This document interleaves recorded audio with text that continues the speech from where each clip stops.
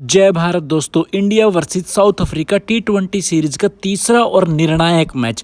जब टॉस हुआ, टॉस जीतकर साउथ अफ्रीका ने पहले फील्डिंग करने का डिसीजन लिया तो सूर्य कुमार यादव और एडन मार्करम की जब आंखें मिली तो दोनों एक दूसरे को देखकर हंसने लगे, क्योंकि सूर्य कुमार यादव को भी पता था कि ये अब फील्डिंग ही चूज करेगा। इसके बाद जब भारतीय ओपनिंग जोड़ी शुभमन गिल और यशस्वी जायसवाल मैदान पर बैटिंग करने के लिए उतरे तो दोनों ने भारत को एक तेज शुरुआत दी और पहले 2 ओवरों में ही 29 रन की साझेदारी बना दी। इसके बाद कप्तान एडन मार्करम ने केशव महाराज के हाथों में गेंद को थमा दिया और तीसरे ओवर की दूसरी गेंद पर शुभमन गिल को LBW आउट करार दिया गया। हालांकि बॉल तो इनलाइन पिच हो रही थी, लेकिन ऐसा देखने पर लग रहा था कि बॉल लेग स्टंप को मिस करती हुई जा रही है। खैर, इस पर शुभमन गिल ने रिव्यू लिया नहीं और उनको आउट करार दिया गया। 12 रन उन्होंने बनाए और उसके बाद अगली ही गेंद पर तिलक वर्मा भी एडन मार्करम के हाथों में कैच थमा बैठे और इस तरीके से एक ही ओवर में 2 लगातार बॉलों पर भारत को 2 लगातार झटके लग गए और अब मुश्किल में पड़े हुए भारत को 2020 फॉर्मेट के सबसे सफल बल्लेबाज और भारतीय कप्तान सूर्य कुमार यादव का सहारा था।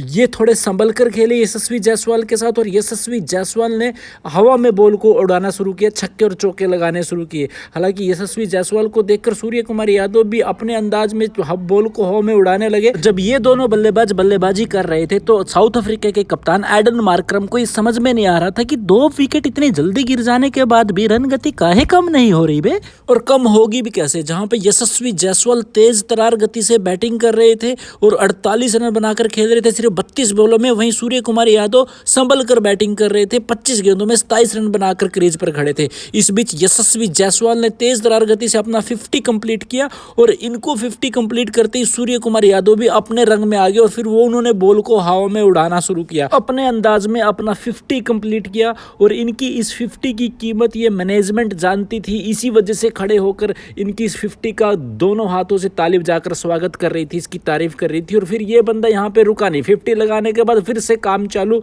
और अंपायर को भी इन्होंने बिजी रखा। हालांकि यशस्वी जायसवाल एक बड़ा शॉट खेलने के चक्कर में अपना कैच जरूर थमा बैठे, परवेज शमसी ने उनको आउट किया और उन्होंने 60 रन बनाए 41 गेंदों का सामना करने के बाद वो पवेलियन लौटे। इनके आउट होने के बाद रिंकू सिंह आए और रिंकू सिंह 14 रन बनाकर पवेलियन भी लौट गए, लेकिन इस बंदे को कोई फर्क नहीं पड़ रहा था। ये अपने अंदाज में अपने तरीके से अपने शॉट्स लगा रहा था और अपनी बैटिंग को एंजॉय कर रहा था। और जहां पे इन्होंने पहले 25 गेंदों में सिर्फ 27 रन बनाए थे, वहीं अगली 28 गेंदों में 73 रन जोड़कर अपना शतक कंप्लीट किया। और इसकी शतक की कीमत ये मैनेजमेंट और ये टीम जानती थी, जिसकी बदौलत भारत ने 201 रन का विशालकाय स्कोर खड़ा कर दिया दक्षिण अफ्रीका के सामने। इसके जवाब में जब साउथ अफ्रीकी बल्लेबाज बल्लेबाजी करने आए तो मोहम्मद सिराज का पहला ओवर मैडन चला गया। रिजा हेंड्रिक्स उनकी एक भी बॉल को अपने बल्ले से संपर्क नहीं करा पाए और अगले ही ओवर में मुकेश कुमार ने ब्रेटजगी को क्लीन बोल्ड कर दिया और इस तरीके से भारत को मिल गई पहली सफलता।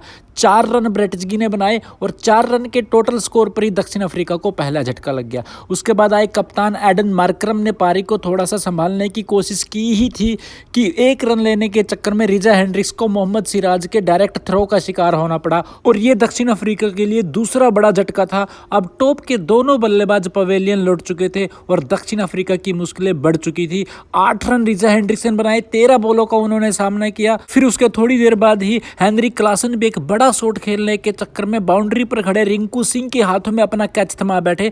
एक तेज स्प्रिंट लगाकर रिंकू सिंह ने उनका शानदार कैच लपका और उसके थोड़ी देर बाद कप्तान एडन मार्करम, जो कि अच्छे दिख रहे थे, वो यशस्वी जायसवाल को अपना कैच थमा बैठे। 25 रन जरूर बनाए सिर्फ 13 गेंदों का सामना करने के बाद, लेकिन रविंद्र जडेजा की उस बॉल को वो समझ नहीं पाए और उन्होंने भी अपना विकेट गंवा दिया। उसके बाद डेविड मिलर ने थोड़ी तेज गति से रन जरूर बनाने चाहे, लेकिन फिर कप्तान ने कुलदीप यादव के हाथ में बॉल थमा दी और जैसे ही कुलदीप यादव ने अपने हाथ में बॉल ली, उन्होंने बिल्कुल भी अपने कप्तान को नाराज नहीं किया और फिर एक के बाद एक कुलदीप यादव ने दक्षिण अफ्रीका के सभी बल्लेबाजों को आउट करते चले गए। जो डेविड मिलर थोड़ा बहुत फाइट कर रहे थे, अंत में कुलदीप यादव ने अपने तीसरे ओवर की चौथी गेंद पर उनको भी क्लीन बोल्ड कर दिया और इस तरीके से कुलदीप यादव ने इस मैच में अपनी 5 विकेटें ली 2.4 ओवरों में ही। और ये 2020 इतिहास में बहुत बड़ा प्रदर्शन था कुलदीप यादव का। सूर्य कुमार यादव के बाद कुलदीप यादव ही जीत के हीरो रहे। हालांकि इस मैच के मैन ऑफ द मैच और इस सीरीज की man of the series Surya Kumar Yadav रहे।